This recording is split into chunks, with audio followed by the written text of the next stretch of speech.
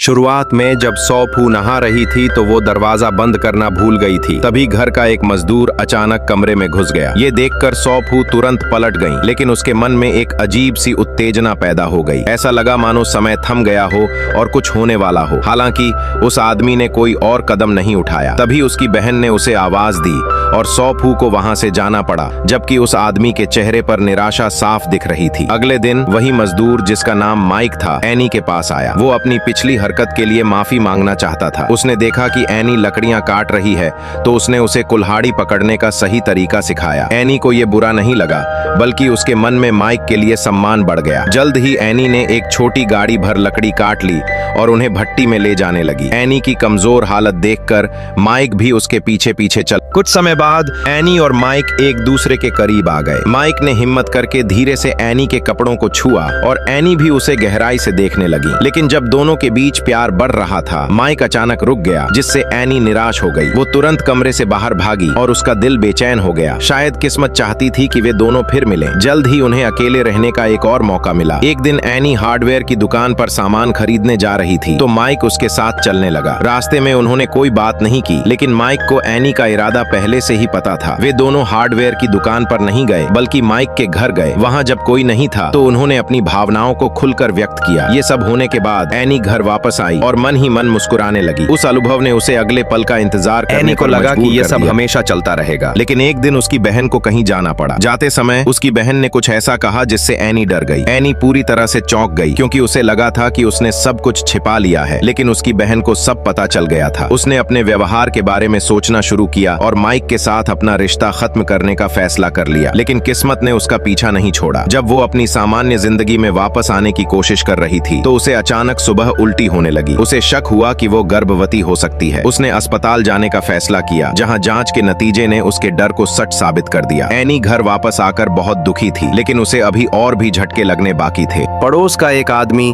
जिसे एनी बहुत पसंद थी, उसे रास्ते में रोक लिया। वो हमेशा से एनी के साथ रहना चाहता था। जब एनी ने मना करना चाहा, तो उसने अपना फोन निकाला, जिसमें एनी और माइक की तस्वीरें थीं। एनी घबरा गई, लेकिन अपने पति से सब कुछ छिपाने के लिए उसे उस आदमी की बात माननी पड़ी। अगले ही दिन वो आदमी फिर से एनी के पास आया और पिछली रात के बारे में बात करने लगा। एंग्री एनी गुस्से में थी। उसने उस आदमी को धक्का दिया और गलती से पास रखी कुल्हाड़ी से टकरा गई, जिससे एक दुखद हादसा हो गया। तभी वहां माइक पहुंच गया और उसने यह सब होते हुए देखा। जल्द ही पुलिस आई और एनी को गिरफ्तार कर लिया और उसे लगा कि उसे कड़ी सजा मिलेगी। हालांकि कुछ दिनों बाद एनी को बेगुनाह साबित कर दिया गया। जब वह जेल से बाहर निकली, तो उसने देखा कि पुलिस माइक को गिरफ्तार कर रही है। दरअसल माइक ने एनी को बचाने के लिए खुद पर सारे आरोप ले लिए थे। घर वापस आकर एनी ने फैसला किया कि वह माइक के जेल से बाहर आने का इंतजार करेगी। वह अपने आने वाले बच्चे का भी इंतजार कर रही थी, जो उसकी जिंदगी में एक नई उम्मीद लेकर आने वाला